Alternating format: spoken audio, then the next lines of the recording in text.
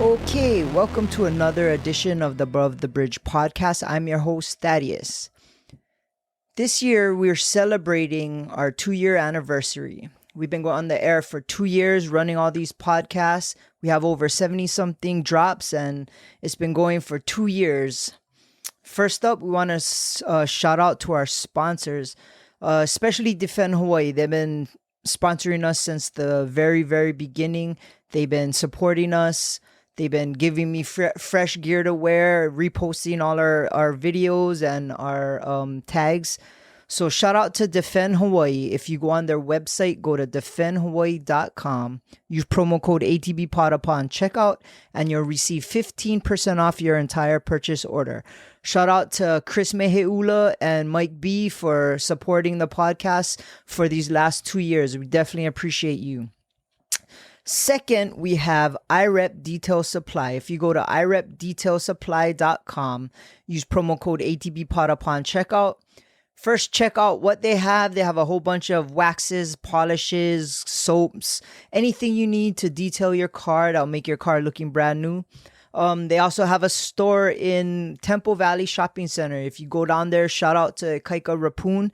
He also been supporting our podcast from the get. They've been coming on to our show and reposting and supporting the podcast for the last 2 years. So shout out to irepdetailsupply.com. Next, we have hawaiicandyfactory.com.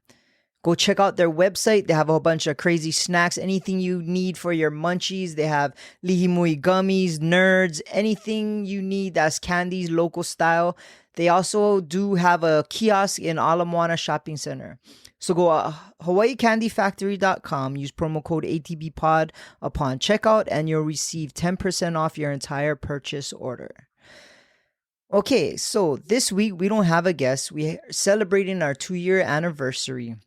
It's been 2 years since we started, and I just wanted to really thank everybody for tuning in to our show, all our guests for coming on and sharing their stories and their aloha and their good vibes with us. Also for everybody that tuned in to watch our videos on Olelo and as well as on the YouTube channel. It's been a crazy 2 years, and how this thing got started was back in the day, I was talking to my friends about wanting to do a podcast, and over time it was just kind of like a dream, or it was just me wishful thinking and hoping maybe one day I'll start it, and it was something I always wanted to do. It wasn't until my best friend, or one of my best friends, DJ Hoppa Boy Taylor, was on somebody else's podcast. And he was congratulating that host for getting his podcast started. And, well, here, take a listen to it. This is what he said, and it got me super motivated. I've had a lot of friends tell me they're going to do podcasts, and I'm still waiting. So after he said that on that person's podcast, it motivated me to actually get started and doing something that I really wanted to do. And it wasn't easy. I had to figure it out all on my own. I had some help from Skylar from the Madhouse podcast, who gave me kind of a little bit of instruction and kind of gave me an avenue to where I could get started. And it started with obviously I had to figure out a name. So because I had no clue what to call it, I kind of came up with this concept, and it was kind of cool in my opinion. When I grew up, there was a walk bridge by my house, and every day I would go over there and hang out with friends, and we'd fish, and there's a river, so we would go down there and throw rocks and play and do all that kind of thing. And as I grew older, I would still go there and have a beer with friends and just talk story. And to this day, so my concept for the podcast was I wanted to have the same kind of organic conversations I did with my friends at the bridge on the podcast. So what I did was kind of named the podcast Above the Bridge, because that's the concept. We're having conversations above the bridge. I wanted to call it On the Bridge, but that was already taken. So Above the Bridge was it. And then we got our logo created. Next thing I had to figure out was how to put the podcast so that people can get it. And I use this podcasting platform called Buzzsprout. So Buzzsprout, what it allows you to do is you upload your feed to Buzzsprout, and then it goes to all the links like iHeartRadio. Apple Pod is probably the biggest podcasting platform that's being used by Above the Bridge podcast listeners. So Above the Bridge podcast, you can find it everywhere because of Buzzsprout. So it goes to iHeartRadio, Pandora, Amazon, Apple Music, or Apple Podcasts. Anywhere you can find podcasts, our podcast will be on there. So I figured out how to do that, and then I got it going. I figured out, okay, I'm going to need to have a video source. So I created the YouTube channel, and that was pretty fairly easy. YouTube was kind of user friendly, and that got going. Next I had to do was I wanted to have a website so people could check it out. It also legitimizes your brand. It's easy to tell people, oh, just go to my website, atbpod.com. So for the first time, I created a website, and I used this brand called wix.com, and it's kind of more of a user-friendly templated website where you can kind of create the website you want by picking and choosing and uploading pictures and seeing how you want it. But it was the first time I ever made a website, and I'm kind of proud of it. To this day, I'm pretty stoked that I have a website. So if you go atbpod.com, check it out. It has a bio, a little bit of background about me. It also has all our videos and all the audio for all the podcasts. And I showcase the podcast of the week, so you can listen to it on that as well. So I created the website, got everything on Buzzsprout. So I had all the things lined up to put it out there. Next thing I needed was somebody to help me with video, because I have no idea how to do the video. I had no way of knowing how to record and things. So I talked to my friend John, boy band John, who was somebody I knew for a while, and I reconnected with him, and he was on board to help me out with getting this podcast started. So I hit up boy band John. Shout out to boy band John. He's one of the hugest producers for Olelo, and he helped me get this thing started because he was adamant that we needed video, and he produced and edited the show for the first probably year and a half. So he's been the one that kind of helped put us on the map. He got us on Olelo, and he produced it from scratch, and everything you see for the first maybe year and a half was all edited by boy band John. And without John, there would have been no way I could have even got this this project off the ground. So shout out to boy band John. Thank you very much. Oh, you know how much you mean to me and how much you helped me get this thing started. Unfortunately, boy band John got promoted and he couldn't help produce the show anymore. So fortunately, I learned how to edit, and that's another thing that I want to talk about. I had no idea how to edit, and I knew somebody who did, and that's DJ Hoppa Boy. DJ Hoppa Boy produced his father's show, Tiny TV, for years, and he did all our Artist Groove Network club videos for like forever. And he has a video production company. So I asked him at first, like, oh, what can I do to edit my own show? And he said, oh, just try use iMovie and figure it out for there. And so I got to kind of learn how to use iMovie. If you could tell which videos I edited, because the quality isn't as good as when boy band John was editing. So from then I kind of outgrew iMovie, and throughout this whole time I was learning through YouTube, and any questions I had, DJ Hoppa Boy would help me figure it out and give me tricks and tips to help me understand how to do this. So I outgrew iMovie, and he talked me into getting a program called Final Cut Pro 10. So I got Final Cut Pro 10, and it was like night and day. It's like going from Cartoon Network to reality. It was that much of a difference where I could do a lot more. It's a lot more professional, and it took a lot of learning, and I'm still learning. And I mean, it's been cool, and it's always cool when you get to learn something new. For me, this is kind of a huge deal because I mean, I haven't done anything like this ever.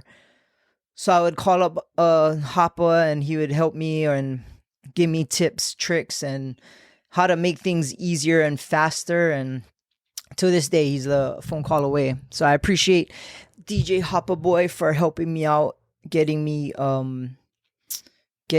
to understand how to video edit. So this week on Above the Bridge podcast, I didn't want to have a guest. I wanted to kind of go down memory lane for the last 2 years and kind of bring back some funny clips and moments I had with a lot of my guests. And I thought it'd be something cool to just put it all together. So check it out. Let me know what you guys think. These are the last 2 years funny moments from Above the Bridge podcast. That was our media. Yeah, I was basically going around the club with my flashlight and the flip cam and catching all the naughty stuff. Oh, that if that hard drive could see Dude, the light of day. I have something on everybody in the night industry. Just kidding. Hey, that's what we can do for like if this pandemic keeps going on, we just blackmail people. Like, remember that video from Tsukiji's and a while ago? Yeah, that's gonna cost you about 2 G's, or we're gonna post it. That's the only way I make money. Nah, I'm just kidding. I don't have anything bad. Well, I do have crazy footage though, and our journeys and adventure of our club life. It's cool that has been documented. When we were the BBC, the new generation, we actually got signed to Epic Records. Very cool. Wow. So Maurice Starr, he is the creator of New Edition and New Kids on the Block. Oh, wow. So what happened? Oh, cool. Hey, Patricia Ford right there. She's one of my kickboxing students. No way. Yeah. Try holding mitts for her in a sports bra. I got hit in the face a couple times. Okay, go ahead with your story. Sorry. So what happened is Matt Young, I remember this very clearly. I remember him coming to us and saying, who should I bring down? Will to Power or New Kids on the Block? And we said, New Kids on the Block. And when he brought New Kids on the farthest stall, and I was passing the first stall, and I guess the guy in the first stall couldn't open the door, so he flung it open as hard as he could, and that thing just smashed me right in the face. Oh my God. And immediately it started to swell up. The guy was so apologetic, but I was kind of mad. And then one of the bouncers, I think Foa, came in and he said, "Right, you good?" And I'm like, okay, I cannot let this escalate. He's gonna see me in here with a big thing on my head, and this was a white guy, and I'm thinking, okay, Foa's just gonna mash him, because you know how the bouncers are. Was a married couple propositioned me to go home with them, and the wife did. The wife came up to me and was like, "I've been watching you all night. I think you're so gorgeous. You know, me and my husband were on vacation here. We want to know if you want to come back to our hotel with us." Thank you so much, but I think I'm good. Like, I just didn't even know what to say. Like, because of the success you guys had on Wednesdays, the Dave and Buster's chain started Wednesday club events on all their chains throughout the United States. How's that one crazy? That's super. That's crazy. Like, and then Wednesdays, people never really. We actually, me and you, because you had the after hour spot. Yeah, we made Wednesday popular forevermore. After that, everybody would just, it's Wednesday night. What's going on? David Buster's, blah, blah, blah. It was always like that. So we put Wednesday on the map, and then we put David Buster's on the map worldwide. And it all started off with a small little birthday party that turned out to be raging out of control. And David Buster's called me and goes, "Hey, can you throw more parties here?" We're good. Yeah. Gotta make one virtual party. Virtual party. Virtual party. Virtual party. $5. $5 to join the Zoom. First 10 girls free. First 10 girls free. When you were Santa Claus, since it's Christmas time. Almost Christmas time. I left mid-party, went to the parking lot, changed my outfit into a Santa costume, somehow acquired 2 women on each arm going back to the event. This long line, and you walked in front of everybody, and you had these 2 hot girls on each arm. And I'm just like, what's going on? And he's in his Santa suit. And then I think we found you in the bushes with the Santa suit. I later had sex in the Santa suit that night. Yes. That's the one. I later had sex in the Santa suit right outside the club. That happened. In the bushes. And we seen it. And bushes, it was like towards the bushes. I was a single young man at an event that we were throwing. And somebody wanted to have sex with Santa Claus, so I obliged. Merry Christmas. You had the smoked meat, you had all the pizza, the pasta. Like, I can do that. I can get that. What I was jealous most about that video is at the beginning of it, you walk to Brick Oven Pizza and you high-five the awning that holds the sign. Yeah. Bro, I didn't see that. I remember when I was a little kid, that used to be Blockbuster, and I used to run and jump for touch the thing. For years, I couldn't touch it. And you didn't walk, and you said, pop. You just hit him with your hand. I'm like, motherfucker. I was wondering if anybody was going to pick up on that. I was like, I'm just going to whack this real quick. I picked up on it.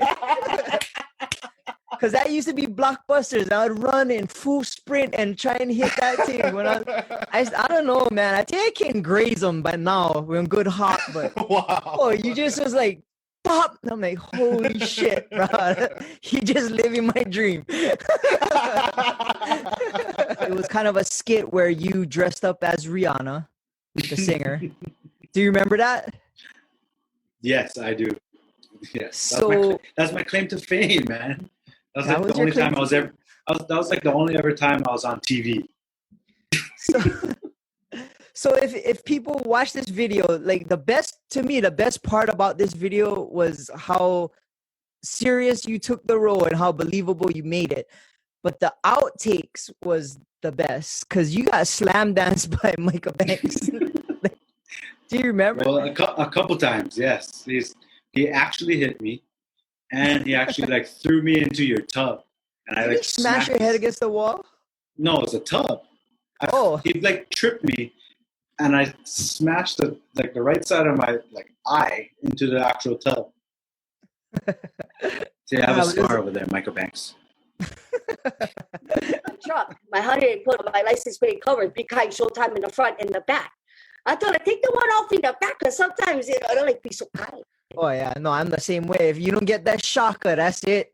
I get all nuts. The shocker. Even if you almost bang and hit somebody, kill somebody, you go out, you win.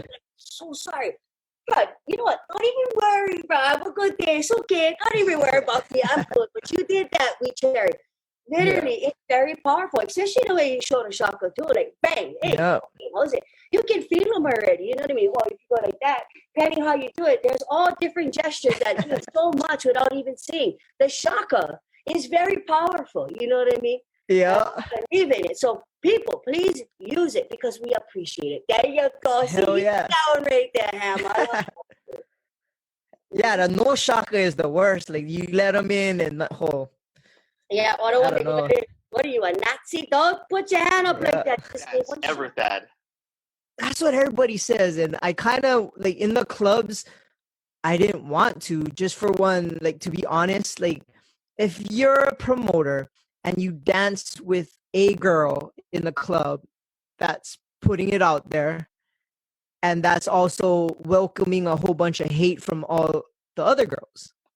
So I would always say I'm working. And two, the main reason, the number one reason is I can't dance for shit.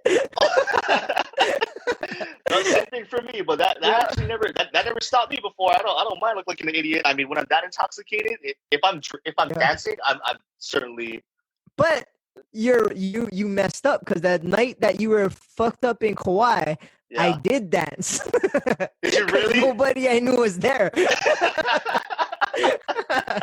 First, second, third, and eighth place came with me to Blue Tropics after. Oh, the monkey bar. That's Mikey's spot. And I'm pretty sure Hanson got us in, bro. I'm pretty sure it was Hanson. Right by the stage, the dance floor had that little like game room. Mikey's little game. Yeah.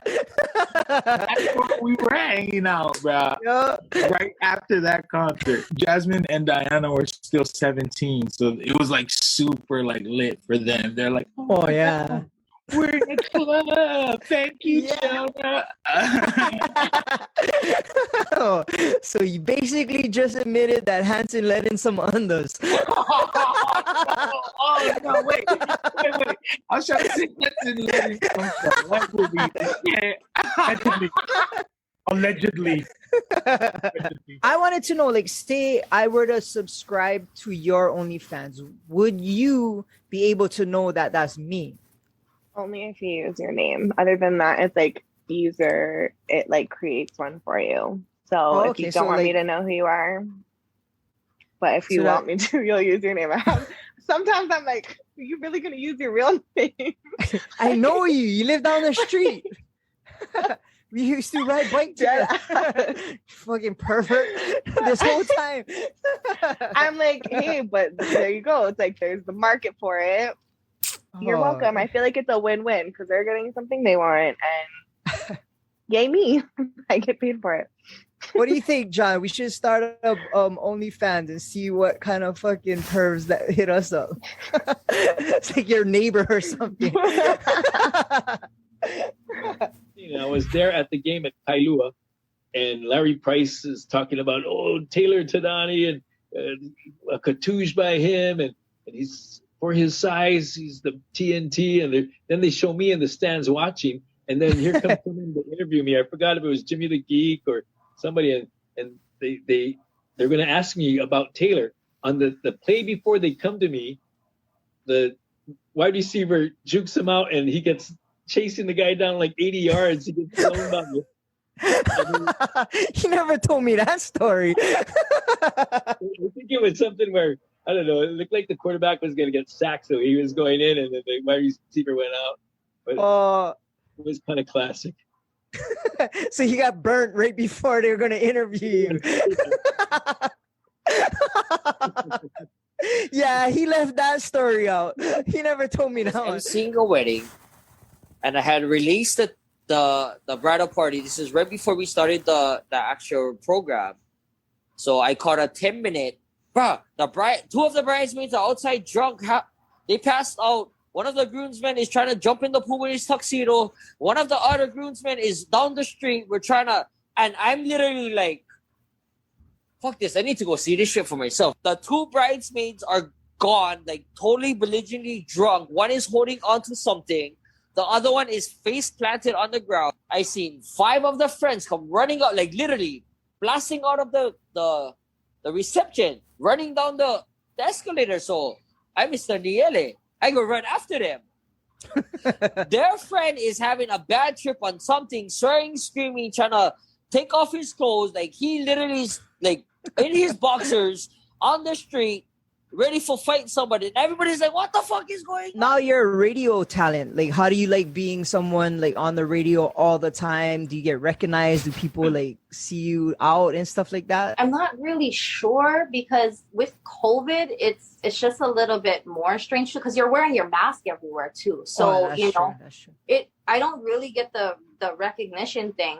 Yeah, I'm over the mask story. I was out one time at Moani's, and this was a while ago. I had my 2 kids with me, and there was there was a group of girls kind of standing by this table, kind of where we were by. They were looking at me. The one girl was staring at me, and I was like, oh man, tell me she's like, because I got my kids in here with me. So she kept staring at me. So finally I was like, what's up? And then she was like, she came up to, like, I was all mad already, right? I was like, what's up? And then she came up to me, she's like, I'm so sorry. Were you the girl on the radio? And I was like, oh my God, I'm so sorry. Yes, it was. It is me. I He's apologize. ready for action. The fuck you looking at?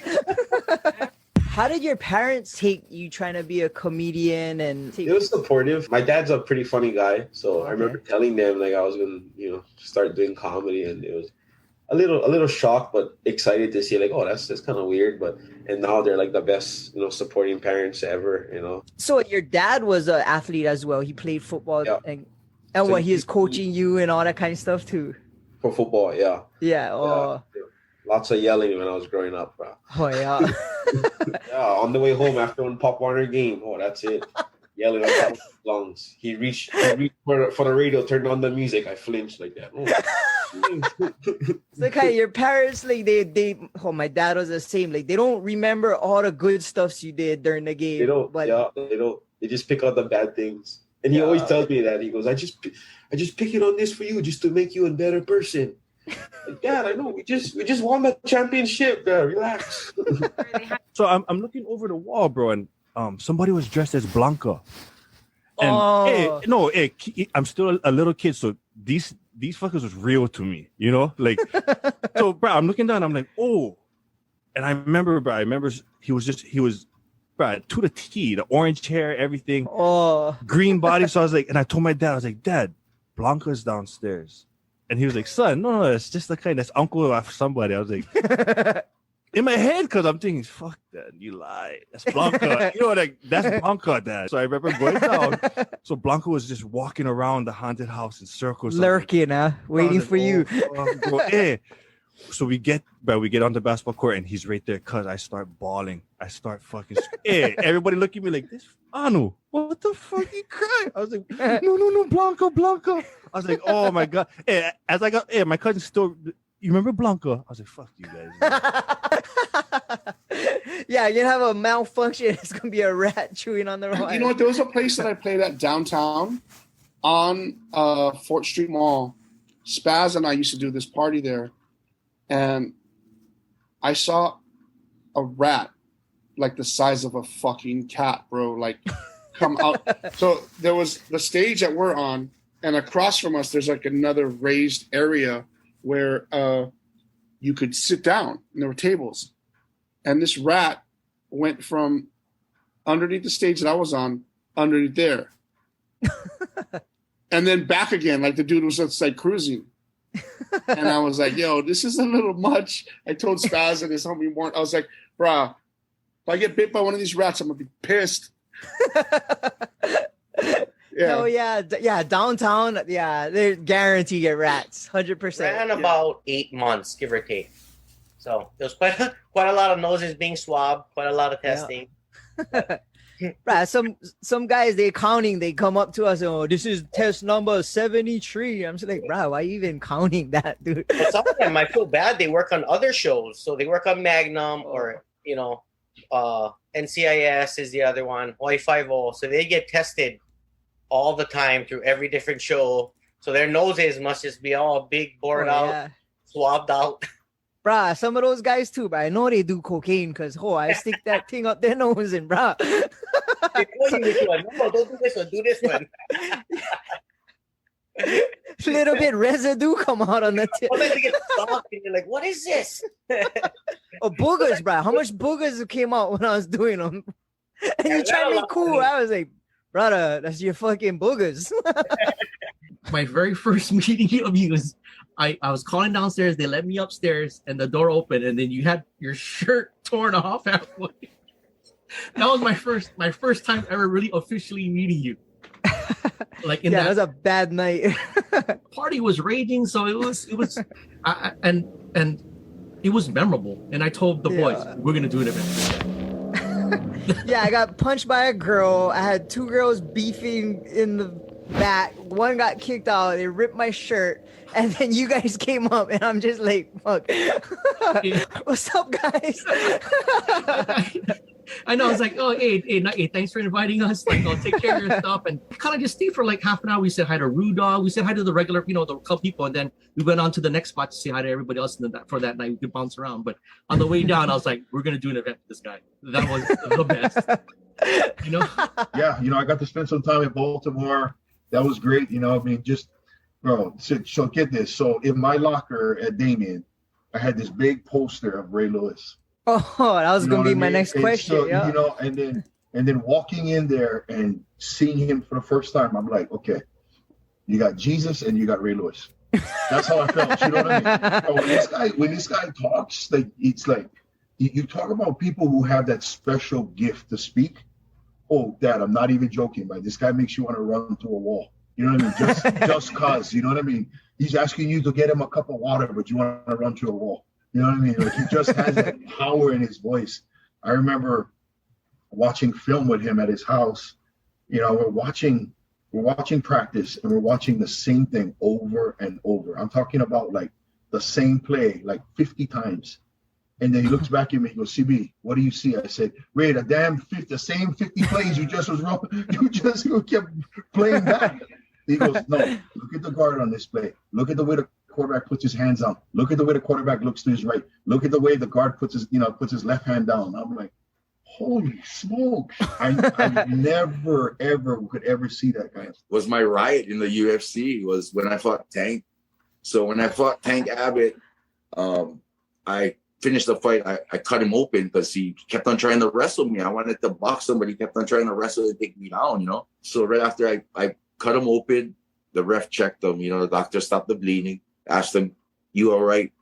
I cannot see, John McCarthy came up to me. He's like, young blood, you just made this guy give up. He doesn't want to fight you. He's saying over there, he cannot see it. Doctor, stop the bleeding, this and that, So you're going to be the winner of the fight. I was like, okay. Boom. So when he went and then he asked Tank again, Tank said he couldn't see. So John McCarthy waved it off. Right there, I was like, I had to bust on my cabbage patch because that was like the biggest fight of my career. You know what I mean? So I did the cabbage patch and the camera was on me. They didn't see Tank's corner guy flip me off and whip the water bottle at me. And that's what made me go from doing the cabbage patch and so me going, fuck you, Yeah, I see. And then, I remember that. Tank guy's corner tried to rush me. And like, I had so much guys that had love for me. Like there were guys from the fucking crowd jumping over the cage trying to back me up, Like the big white guy that jumped over the kind of shaved head white guy. Yeah. He jumped over. We don't even know who he was. You know what I mean? Chuck Liddell didn't know who he was. So Chuck was in my corner. You know what I mean? My dad was in the ring when the whole thing went off. My dad was like, I'm out of this fucking shit. He went out. My dad was out of the cage. Like we almost had like big riots and shit like that, So that was crazy. Like I'm surprised they didn't put anything into motion to stop that after that happened, Like like when it happened with Khabib and Conor, that huge little commotion afterwards. After that, had that little riot with me. I'm surprised they never took steps into motion to into precautions. So me and my friends, we play this game. It's called Deal or No Deal. Basically, it started because all of us like to say dumb shit. So after a while, we started this game to where if we say something and somebody deals you have to do it. We were at the shop and my homie said something about tattooing his nuts. And our other friend was like, deal. And I was like, what? I was like, why would you make that? And he was like, you're going to do it. And I was like, well, I don't care. I know who I am, bro. I ain't afraid to tattoo no nuts. And they were like, deal. And I was like, nah, bro. So we ended up setting up. There's a video somewhere, man. And I couldn't even get myself to tattoo for like 5 minutes because I couldn't stop laughing because he had his boxers on and he was bat winging it out of the side, trying to stretching his bags out, man. We ended up just putting D' S on top of his bag. So it says D's nuts. And he passed away, man. So they were from tattooing his nuts? No. No. First, you killed him? for some other stuff, but they were talking about his funeral and shit, man. I was like, dude, and it was crazy because when he passed away, I was at the hospital that night, and it was kind of shitty how we saw him and everything. But when we left, everybody's all sad. They're in my car. I'm driving, and I just started laughing. And everybody's like, why are you laughing? They're kind of mad at me, right? And I was like, because can you imagine when the coroner sees his nuts? Everybody in the car started laughing. I was like, bro, that's crazy. So, yeah, I don't even know how it happened. I mean, that's how it happened, but it just kind of rolled downhill. Next thing you know, I had nuts in my hand, tattooing. That's nuts, bro. It's a nuts story. I did one of the most infamous ones, if you remember. I did two live crew and DJ Cool. You remember that night? I heard about that night. I didn't go. Yeah, the 2 Live Crew girls gave DJ Cool's DJ a blowjob in front of fucking 2,000 people. Oh, I do remember that. That was a Pro Bowl weekend. I did that, sold out. I was like, it was great. I thought I was going to jail. I swear, I thought I was going to jail. I swear to God, for nudity and lewd act. And I was like, oh my God. But live porno. Yeah, all porno. I was sitting there and I'm like, okay, first of all, now all of the 2 Live Crew dancers are butt naked. And then all of a sudden, DJ Cool's DJ sitting on the DJ pad, just watching them dance while they're placing fruits like cherries into their private parts and spitting them into cups in front of 2,000 people. And then next thing you know, they're giving that guy the BJ. I'm going to go way back. I'm going deep into my archives. John Wayne. Oh, wow. So John Wayne came to Kuilima. So back then was Del Webb. So Del Webb, the developer, and the wife, they had, they were Vegas people, right? They had big shows out there. They invited Clint Eastwood, John Wayne, and I was the breakfast cook at that time upstairs in the Tiki restaurant. Okay. And the waitress came back and said, Mr. Wayne wants crispy bacon, but not oily. And he wants eggs over easy and dried toast. So, man, I wasn't nervous whatsoever because I was already cooking. So I got the bacon on the grill. I put the weight on top to get it real crispy. Then I got some paper towel. Then I put it in between. I absorbed all the oil. Then I cooked the eggs over easy, just perfect, because I got trained really well by Filipino breakfast cook from Ilikai, Domi de Guzman. He taught me how to cook eggs. And I cooked the eggs, made sure it wasn't oily. And I told the waitress, make sure that toast is hot. When the toast is done, this plate goes out. And he went out. And you know what's funny, right? So he had his big cowboy hat on. He was sitting on a corner. So I came out. I didn't go out to see him, but I went and, looked at him. And he looked up. He saw me. And, cowboy style, you nod your hat. You nod your head with the hat. He did that. And the waitress came back with the napkin. And he said, thank you very much, chef. Perfect eggs. Perfect bacon. Yeah, that's awesome. But, I wasn't expecting you to say his name. I'm shocked. That's kind of an awesome story. I've seen the video. It was on ESPN where you got to punch the heavyweight champ Francis. Yeah. That thing went viral too, man. That took me. I think I was only at like 2,000 something followers maybe, and then that took me to like over 4,000 something. I was like, oh shit. Yeah. Cool. I was like, wait a second. I seen it. It was on SportsCenter. And it was super viral. Like super viral. And you're like flushing them too. Yeah, bro. They just called me and just like, yo, punch him. I'm like, all right, as hard as I can. Yeah. I'm like, what if he broke his rib, bro? Bro, I would have been the heavyweight champ. Yo. Yo. For sure, huh? Bro. But I made him tap with 2 shots. I knew about spam, because my dad, every great once in a while he would pull out like spam. And I remember looking at it like, what is that block of, what is it? Like, it doesn't look like any, it doesn't look like any meat that I know about. And then like, and so is like something that kind of like poorer people would eat, you know what I mean? Like you don't have chicken or steak or anything else. And I was like, and then I come to Hawaii and they're like, Spam Jam, and they're like, it's actually on the menu at McDonald's. I'm like, what? It's like, in plastic cases at Walmart now. And they're like, here, man, this is awesome. It's a block of rice with a piece of spam on top of it. I was like, no. So Junk in a Po, if I win, you gotta ride the Incredicoaster. Fine.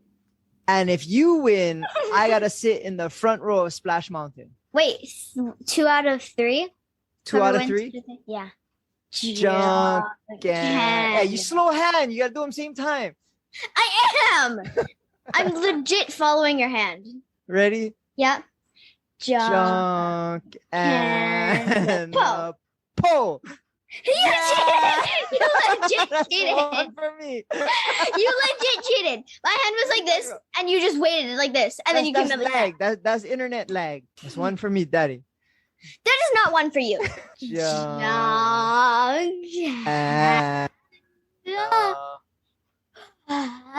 Oh yeah! Someone's You riding the legit Incredicoaster. cheated. Coaster. You cheated. I'm So when just you're letting you know. riding the Incredicoaster, are you gonna sit in the front row or are you gonna sit in the back No. row? We're gonna do this after this because the lag was very mega. Like I my don't- hand I was didn't already see like lag. this, and you went like that. Or no, I no, don't- you I went don't like think so. this. I don't think I so. think so. I don't think so. I have it on. I have it being recorded. BBJ, are you recording this? There's no lag, right? That was legit win, huh? I don't know. We gotta check the tapes. We gotta check the tape. Yeah, Daddy, you We gotta check the tapes. All right. Well, that was fun. Yeah, for these last 2 years, I enjoyed talking to all my guests. It was a lot of fun moments, some emotional and some heartfelt. I learned a lot. The biggest thing that I get to do with these podcasts is get a uninterrupted conversation with a lot of cool people, and it's been fun. And I hope you guys been enjoying it as much as I have. There are some people that I want to thank that helped me through the last 2 years. Obviously, Boy Band John, who put me on the map and gave me the opportunity to even start this thing. DJ Hoppa Boy, who motivated me and helped get the fire started and called me out on my own bullshit, to be honest, to actually get this thing off the ground. I got a lot of support from a lot of close friends from Defend Hawaii, Chris Meheula. He's been going out of his way to like I said, to repost all our content and keeping me fresh in the freshest gear.